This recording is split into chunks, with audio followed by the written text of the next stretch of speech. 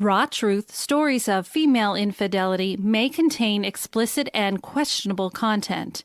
The views and opinions expressed in this podcast are those of the individual podcaster Rebecca Adams and are not based on the advice of a licensed therapist, psychologist, or psychiatrist. Listener discretion is strongly advised. What does ponder actually mean? Well, according to the dictionary, it means think about something carefully, especially before making a decision or reaching a conclusion.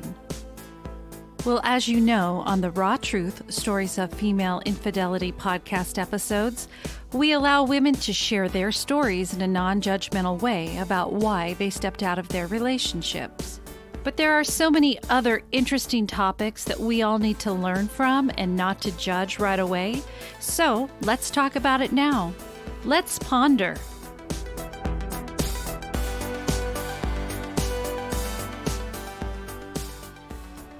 Well, happy 2021. Welcome to our very first Let's Ponder, formerly known, of course, as Midweek Ponder. And in case you hadn't heard any of my previous podcast episodes or social media announcements or anything. Yes, for about 8 months, it was known as Midweek Ponder because I was releasing on Wednesdays. Well, to streamline everything with work, I decided to move everything to where it will release on Sundays. If you're a Patreon subscriber, you get access on Friday, but for everybody else, Sunday. So format's still the same, new introduction, and just pretty much moving it to Sunday. So welcome, and thank you so much for tuning in. Today we have a special guest who works with men and sex addictions. I would like to welcome Eddie Capparucci to Let's Ponder. Eddie is a licensed therapist and is certified in treatment of sexual and pornographic addiction. He and his wife, Terry, have a private practice in Marietta, Georgia, both working with men struggling with porn addiction as well as their wives who are dealing with the betrayal. He is also the author of the book Going Deeper, How the Inner Child Impacts Your Sexual Addiction, as well as the book of Removing Your Shame Label, Learning to Break Free of Shame and Feel God's Love. Welcome, Eddie. Thank you so much for being here, and please share with my listeners a little bit about yourself. First of all, thank you for having me, Rebecca. I appreciate it. I am a licensed professional counselor, and I have a private practice in Marietta, Georgia. I also specialize in the treatment of sexual and pornography addiction. So I work with a lot of men, and I work exclusively with men who have been involved in various infidelities through their marriages, whether it be affairs, whether it be escorts, strip clubs, massage parlors, or pornography. And sometimes, in many cases, it's a combination of all of them. And I work with them to help them to determine why. And for me, why is a big question. Why is sex have such a stronghold on them and their life that is causing all this destruction in their relationships? Wow, and I'm sure you've helped so many people in this type of situation. How long have you been doing this? I've been now counseling. Next year will be my 10th year, 2021. So, do you find that there are a lot of similarities, or would you say that in these cases are more that they're unique? I mean, I'm sure that there are some that are unique, but overall reasons? There are many reasons why a man will be unfaithful, why a man will abuse sex. And that's part of the book that I wrote, Going Deeper, How the Inner Child Impacts Your Sexual Addiction. I believe that it is unresolved childhood pain points that are responsible for our addictive behaviors, especially in the area of pornography and sex. So what I've done is I've identified 9 different areas, and basically they are my 9 inner children that I've created who impact a person's sexual addiction. So, for example, one of those kids is the need for attention child. So therefore, these were folks who, when they're growing up, people didn't pay a lot of attention to them. They didn't chase them. They always had to chase others. And so therefore now, they're still, even though they might be married and in a relationship, subconsciously, their child still wants affirmation, looking for attention. Because even if they're getting a lot of attention from their spouse, it may not be enough attention for them. So therefore, it's that constant search for it. Another child is the need, the emotionally voided child. And that child is one who was never really taught when he was growing up on, how do you process your emotion? How do you deal with emotion? So therefore, now as adults, they don't do relationship well. They're not very close with their spouse emotionally. They may think they are, they may feel they are, but there is a wall that sits between them and their spouse. So they never let anyone deeply in, that close to them, because their worldview is, if I let you too close, you have the power to hurt me, because you can now leave me, or you'll see how ugly I am inside. So these emotionally voided kids, which is a major complaint for most spouses, is because it goes like, my husband doesn't talk. He doesn't connect. He just avoids me most of the time. He never really has anything of interest. He's not curious in me. He doesn't really remember particular dates and special things. And that, of course, is very troubling for a woman. So therefore, what I have to do is I have to work with these guys in these 9 different ways. And like I said, there's 7 other kids. I figure out which ones do these men resonate most with, and then we identify what are those emotional triggers that will activate each of the children. Wow. I just, even listening to what you've said so far, I can identify with some of the people that I've worked with on the female side, and it's interesting because as we, I guess myself included, but a lot of the people that I've worked with, we talk about women cheating for emotional reasons and men cheating for just the sex. And so it's really nice to be able to hear in depth from somebody who's really studied it, that there definitely is more on that man's side as to what would lead them to being unfaithful. This is incredible. What inspired you to start writing this story or going into being a therapist, focusing on this with men? Well, what inspired me was the opportunity, because I've seen how this, I call it the inner child recovery process. I've seen how effective it had been in my practice.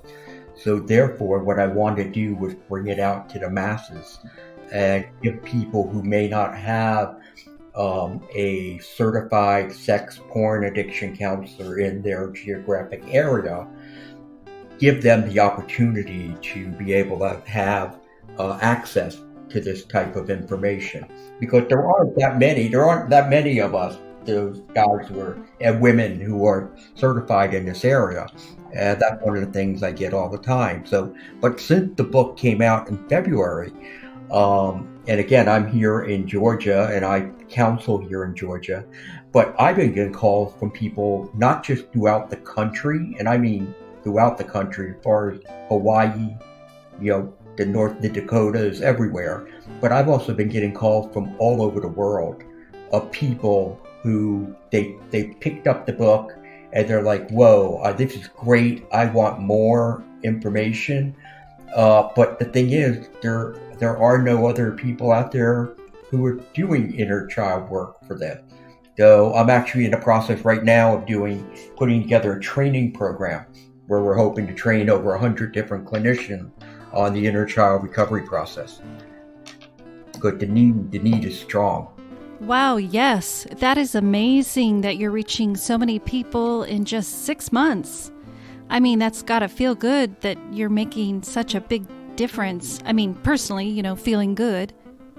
Right, especially when you open up your email and you find, people from Egypt, Thailand, Italy, Denmark, I mean, all over the world are reaching out to you to say, hey, I've read your book, it's made an impact on me, but I need more. I want to go deeper with it, even still. And it breaks my heart that I don't have the capability to really help these people. I've actually just trained 2 on my own, counselors. But now we're going to go out there and try to do more. And one of the people we're going to train is somebody, one from Egypt and somebody out in Australia who's going to be doing training. So yeah, we're going to be able to make this a worldwide treatment process. That's amazing. Do you think once, of course, we can travel and do things more freely, that maybe you'll even tour with your book and have little conferences or seminars so you can talk with people about it and the things that you do and reach people that way? That would definitely be a possibility. I mean, the book is done very, very well. It was ranked as the number 1 Amazon bestseller in the sex addiction category for the first 2 months. And the audio version of it is still anywhere between number 1 and number 3 on any given day. So it's done really very, very well. But you're right. Who knows what's going to come with it once you start, doing the training and, like I said, then yes, I may need to travel to different places to actually do more deeper training with people. Well, were there any key challenges you found when you were writing this book? Yeah, there was a few challenges. One, I have an extremely busy private practice. I see an average of 30 to 35 people a week, and sometimes, like for example, this week I had 38. If I had no boundaries, I could see 60 people a week. Oh man! I mean, that's how bad. That's what the demand is. Wow. But of course, I can't do that. That would kill myself. My wife also, just to let you know, is in practice with me too. She worked with the women who have been betrayed, and therefore does betrayal trauma work with them. She too sees anywhere between 30 and 38 people a week. Wow. So again, that was part of the process of writing a book. That was one of the most difficult aspects of it. Mm-hmm. Also, because this is my second book and I'm actually midway through the third, I have this habit, and I don't know what it's about, but when I get done, I throw about 80% of it away and go back and rewrite things. And so therefore that too, you get done with a book and then all of a sudden it's like, wow, what I do is I take all the pages and I post them up on a wall in my office. So I got like 200 pieces of paper up there, and I'm going through them, page by page, and like ripping this one down, ripping that one down, tearing this apart. And then you have what you have left, and then it's like, okay, let's go back and do it again. The outcome's always better the second time, so it's worth the process, but it's also, it's a little discouraging when you see all that paper on the floor and you don't see a whole lot of it still up on the board. Oh, I can understand that. It's funny how that does happen, and in your mind, it's kind of like when you write an email and then you go back and you end up gutting it and changing it. It's like your mind had the opportunity to think about it subconsciously, and then you're going through and looking at it going, wait, this doesn't sound right. This would sound better. I could see you would have to have boundaries because, working with people does take a lot out of you emotionally. And I really think it's great that you and your wife are able to work together like that. And as you know, I'm working on becoming an infidelity recovery coach. And I'm wanting to be kind of like more on your side, where I want to work with the women who cheated, to work on that. And so it's very similar, but it's my goal, and I just need to get through the training and get it completed. But I'm up here in the Pacific Northwest helping the women, and you'll be down in the South helping the men. And Right. Well, you know that pornography is growing among the female audience at a very, very rapid rate. Um, and one of the key issues we're going to wind up seeing, especially with the last two generations, because internet porn is so accessible that, kids as young as 10 or 11, that's usually when they're looking at it, starting to see it. And the message, this is what's happening, which is really scary. It is that the fact that, little boys are being taught, and little girls, they're being taught about sex and what they think is love through porn. And the message that little boys are getting is it's okay to objectify little girls. But what's even worse is little girls are getting the message it's okay to be objectified. So therefore, what you're going to wind up with, in many cases, are women who are going to wind up being very, very broken as they get into their 20s and so, and not have a lot of self-worth and self-esteem, and get married, and they're going to find themselves still stepping out in those relationships, and they're going to have no idea why. Wow. None.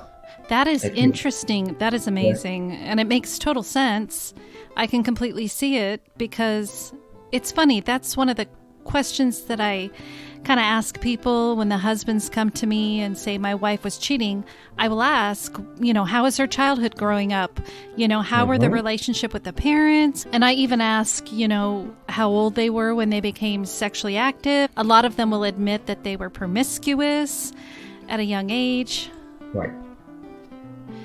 So I'm wondering, is it because of the attention that they need or validation, and if there was something common there? And so it's good to hear from you. It's validating what I was wondering. Yeah, in fact, one of the kids is the unaffirmed child. Again, somebody who received either a constant stream of criticism or just received little or no praise whatsoever. So once again, now as an adult, okay, they have somebody who's affirming them, but it's just not enough. Their inner child is so scared that the praise that you're getting is going to one day not be there. So therefore, it's always like, where's the backup plan? Where do we go next for it? And in some cases, guess what? The person you marry, maybe they're not really good at providing affirmation. So therefore, you thought, okay, this is what I'm going to get. I'm not getting it now. So I'm going and I'm seeking it elsewhere. Again, bad idea. That's not what we should be doing. There are other choices out there that you can make if you're not happy with it. But the problem is people, as far as men, and I believe it's the same thing with women, is they don't know about their inner child. And they don't know that there are like 9 different types that exist. So therefore, if I don't know what's broken, how do I fix it? I can't. When I went through my sexual addiction problem, which again, I've been in recovery now 20 years. Yeah, thank you. But I blew through 2 marriages because of it. At both times when both those women found out, they were both willing to work with me to say, hey, let's try to keep this going. And I was like, no, there's something wrong with me. I don't know what it is. And if you take me back, I'm just going to hurt you again. And so and again, I went off and just went crazy. And then I got to the point where I was like, you know what? I can't do this anymore. I don't even know where I'm waking up. I don't know where I am. And I went and I got help. And I wound up understanding I suffered from an abandonment disorder, which meant that, I don't trust people. And so therefore I have this wall that's up and I'm not going to let people fully in. So I never let anybody in. I thought I did, but I didn't. So I had 1 foot in, 1 foot out. And through all of that, again, if I would have known this way back when, oh my gosh, it would have empowered me to realize, okay, you know what? You're struggling from something that happened when you were 5 and 6 years old. Well, guess what? You're not 5 and 6 years old anymore. Circumstances are very different. They're not the same. But see, this is when I go back to the idea that it's those unresolved childhood pain points that still haunt us today. Wow. Impressive. Well, let me ask here, your first book, was it a different type of topic, or was it along these same lines? No, my first book is very different. My first book is called Removing Your Shame Label, How to Break Free from Shame and Feel God's Love. And that book was written because when I got into the counseling world, I noticed that many people, and I'm a Christian counselor, but I treat people of all, religious backgrounds and such. But I noticed a lot of people who are coming to me who are Christian were really struggling in their faith. They had a difficult time believing that God loved them, cared for them, and wanted to be, was there for them. And so what I did was I started to understand that, what they're doing? They're projecting how they feel about themselves onto God.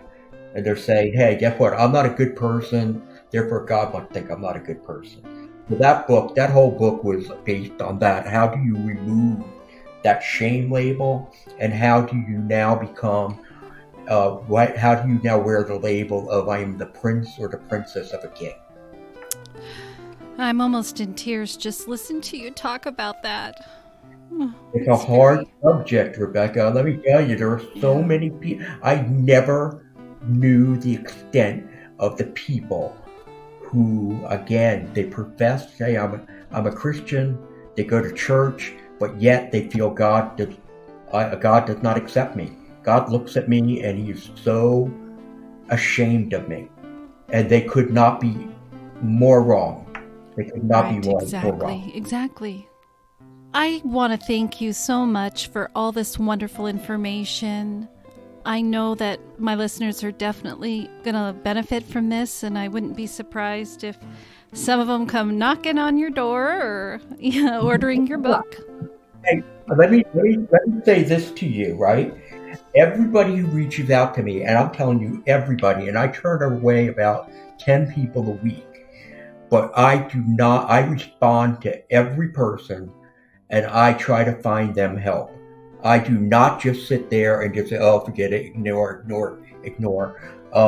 Again, God put me in this role, and that's what I'm going to be called to do.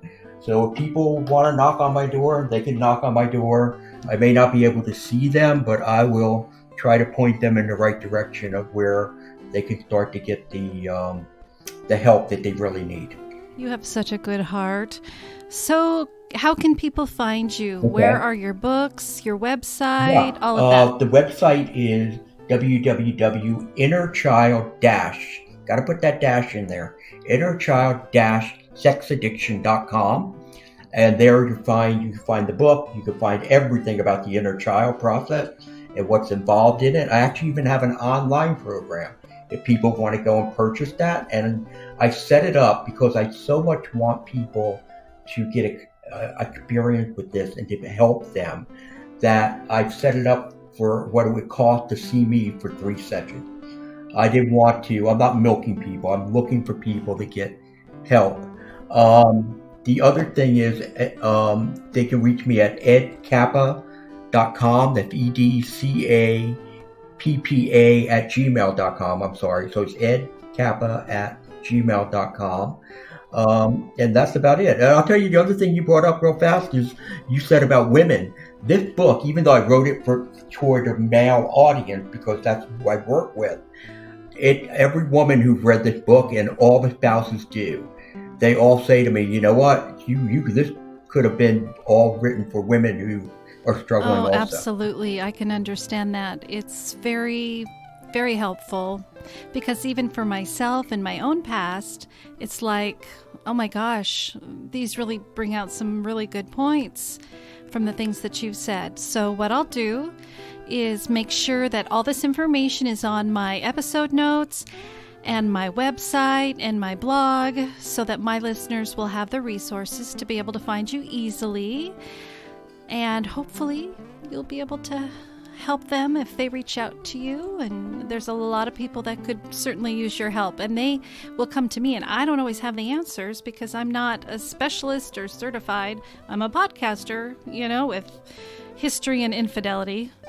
I have the real life experience, but I'm wanting to learn more. And it's good to let them know that they're not crazy, they're not a bad person, but let's find out how we can help them from here out so they can make those changes. These people are so fortunate to have the opportunity to have you in their lives and read your books and be able to have you help them. Keep up the amazing work. Well, thank you. And you too. I mean, again, you're doing some great work out there. And I know once you get your certification, you are going to just knock the ball out of the park. So, all right, Eddie, thank you so much for joining us. I really, really, really appreciate it. You're welcome. You have a good day. Well, personally, I learned a lot from him, and I hope you did as well. It is just amazing that there's another person so similar to me, just on the opposite end of the spectrum. I'm sure there's plenty more people out there, but I really enjoyed his information. His website is Abundant Life Counseling GA, as in Georgia.com. And the website that you can learn more about him as well, the Inner Child Recovery Process, that website is innerchild-sexaddiction.com. So definitely check that out. You can check out his books from there, get them ordered if you're interested in his online program, things like that. You can definitely reach out to him through that. All right, as we bring to a close our very first Let's Ponder episode for 2021, just a reminder, if you are interested in submitting your story for the podcast, if you're a woman who has been unfaithful to her husband, boyfriend, partner, if you have been affected by female infidelity, so if you're the husband, boyfriend, partner of someone who has been unfaithful, or you have suggestions for a Let's Ponder episode, please send me an email, rebecca.rawtruth@gmail.com. My website, rawtruthstoriesoffemaleinfidelity.com. You can click there. You can vote for me to stay in the Hot 50 podcast magazine countdown. There you can look at merch if you're interested in a coffee mug or a mask. They all say no judgment. That helps me a little bit. If you're interested in subscribing to Patreon, and on Patreon, that's where we have all the additional episodes. That's where the men's episodes are, as far as their stories of what they went through when their wife was unfaithful, or if they have their own infidelity story that they feel is important for them to share. Those are on there. You get the access 2 days earlier. You get my bloopers. You get 2 extra episodes basically a month is what it comes with the Patreon, and it's like $3 a month plus tax. And my blooper reel. And yeah. Oh, and you can pick up the story guides from my podcast. Those just help form the stories, whether you're the wayward partner or the betrayed partner. Okay, so until next time, thanks again. Don't forget to check Eddie out. I appreciate him being on the show. You guys have a great day. Keep happy, stay healthy, and always remember, no judgment. Goodbye.